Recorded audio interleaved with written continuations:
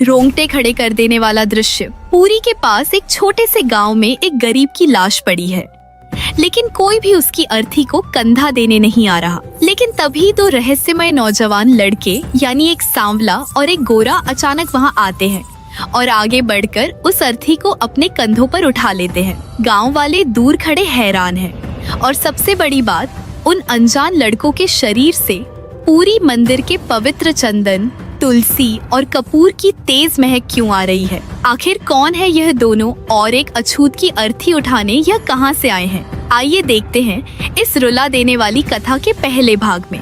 कहानी शुरू होती है एक बेहद गरीब भक्त से जिसका नाम था दास। दास समाज की नजरों में एक नीची जाति का अछूत इंसान था। उसके पास ना तो धन था ना पहनने को अच्छे कपड़े, लेकिन उसके पास एक ऐसी दौलत थी जो बड़े बड़े सेठों के पास भी नहीं थी, और वह थी जगन्नाथ जी की अटूट भक्ति। दास के दिन की शुरुआत जय जगन्नाथ से होती और रात भी उसी नाम के साथ। लेकिन उसकी जाति छोटी होने के कारण उसे कभी मंदिर के अंदर जाने की इजाजत नहीं मिली। वो रोज मीलों पैदल चलकर पूरी आता, मंदिर के सिंह द्वार के बाहर खड़ा होता और दूर से ही मंदिर के शिखर पर लगे नील चक्र को देखकर आंसुओं से रोता हुआ वापस लौट जाता। दास कहता था, मेरे कालिया ठाकुर मुझे अंदर नहीं बुलाते तो क्या हुआ, वो वहीं से मेरा प्रणाम स्वीकार कर लेते हैं। दिन बीतते गए, दास बूढ़ा हो गया और एक दिन अचानक एक भयानक बीमारी से दास की मौत हो गई। उसकी टूटी हुई झोपड़ी में सन्नाटा छा गया। उसकी बूढ़ी पत्नी अकेले लाश के पास बैठकर दहाड़े मार मार कर रो रही थी। पत्नी रोते हुए गांव के सरपंच और बड़े पंडितों के पास गई। उसने हाथ जोड़कर उनके पैरों में गिरकर भीख मांगी। मेरे पति की अर्थी उठवा दो मालिक, घर में कोई आदमी नहीं है, इन्हें श्मशान तक पहुंचा दो वरना इनकी आत्मा भटकती रहेगी। लेकिन गांव वालों का दिल पत्थर का था। सरपंच ने उसे धक्का देकर कहा, दूर हट अछूत, तेरा पति नीची जाति का था।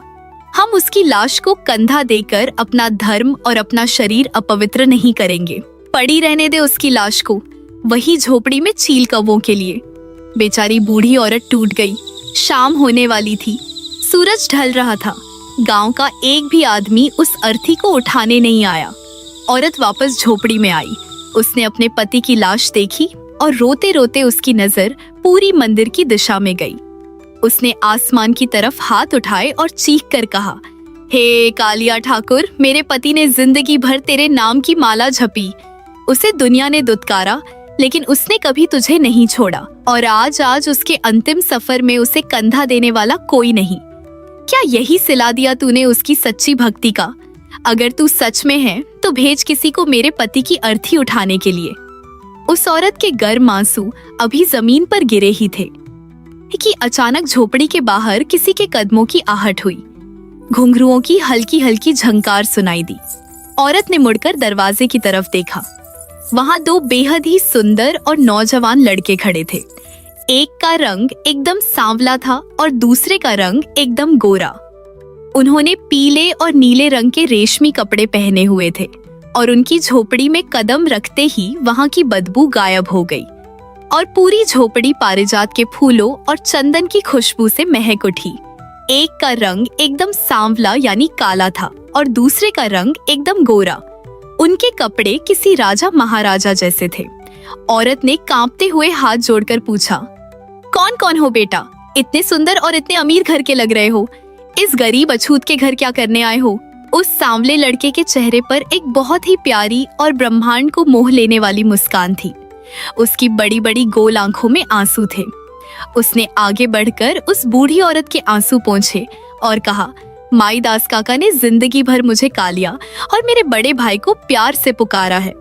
पूरी दुनिया ने उन्हें अछूत कहा, लेकिन उन्होंने हमेशा अपना बेटा माना, और जब एक पिता दुनिया से जाता है तो उसका बेटा उसे कंधा देने जरूर आता है।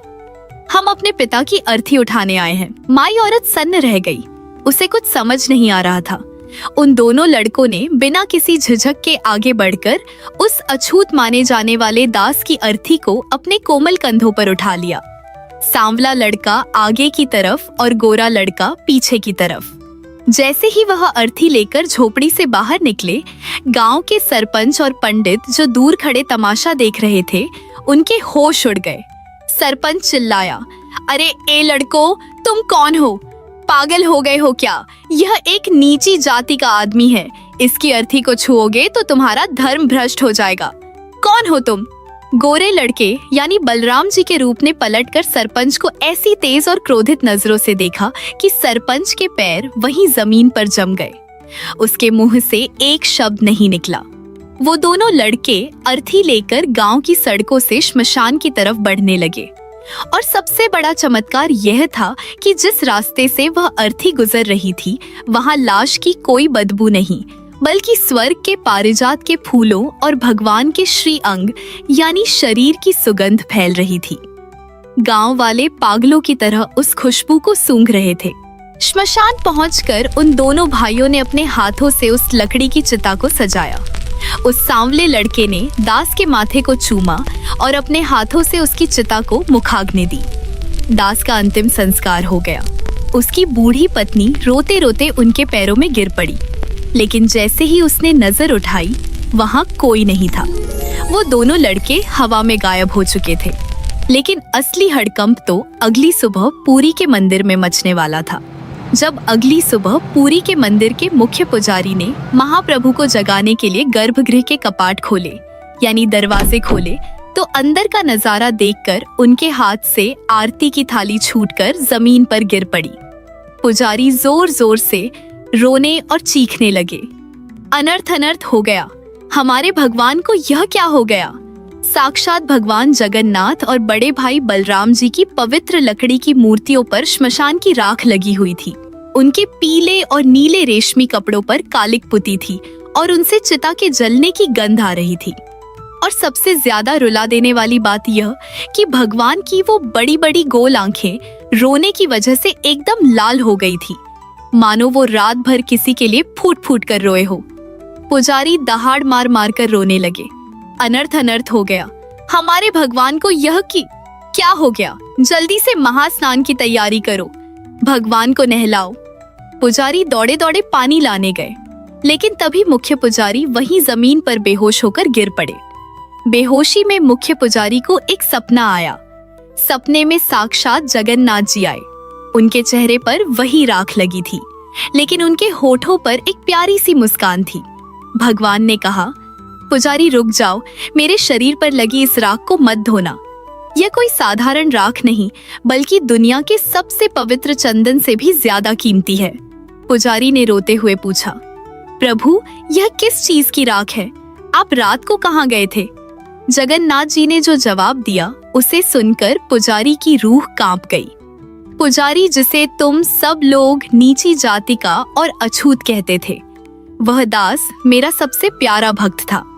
कल रात जब उस गरीब की अर्थी उठाने वाला कोई नहीं था, जब पूरी दुनिया ने उसे दुत्कार दिया था, तब मैं और मेरा बड़ा भाई बलराम उसके बेटी बनकर उसकी अर्थी उठाने गए थे। यह उसी दास की चिता की राख है जो मुझे प्रेम से पुकारता है। मैं उसके हर सफर में उसके साथ खड़ा होता हूँ। मेरे लिए कोई जात पात नहीं है। पुजारी की अचानक आंख खुली। वो पसीने से भीगे हुए थे। वो जोर जोर से रोने लगे। हे प्रभु, हम कितने मूर्ख हैं। हम दिन रात आपकी पूजा करते हैं, लेकिन आपके असली रूप को वो अछूत दास पहचान गया। पुजारी उसी वक्त नंगे पैर दौड़ते हुए उस गांव की तरफ भागे जहां दास की झोपड़ी थी। जब वो वहां पहुंचे तो उन्होंने देखा कि दास की बूढ़ी पत्नी उसी श्मशान की राख को अपने माथे पर लगा रही थी और रोते हुए कह रही थी, मेरे कालिया ठाकुर, तूने मेरे पति की लाज रख ली। पुजारियों ने उस बूढ़ी औरत के पैर पकड़ ली और पूरे गांव वालों को दास की सच्ची भक्ति की कहानी बताई।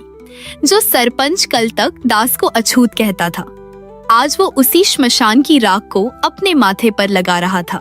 तो दोस्तों, यह है हमारे जगन्नाथ जी का असली रूप। वो महलों के 56 भोग के भूखे नहीं हैं। वह तो बस एक गरीब की झोपड़ी के सच्चे प्रेम के भूखे हैं।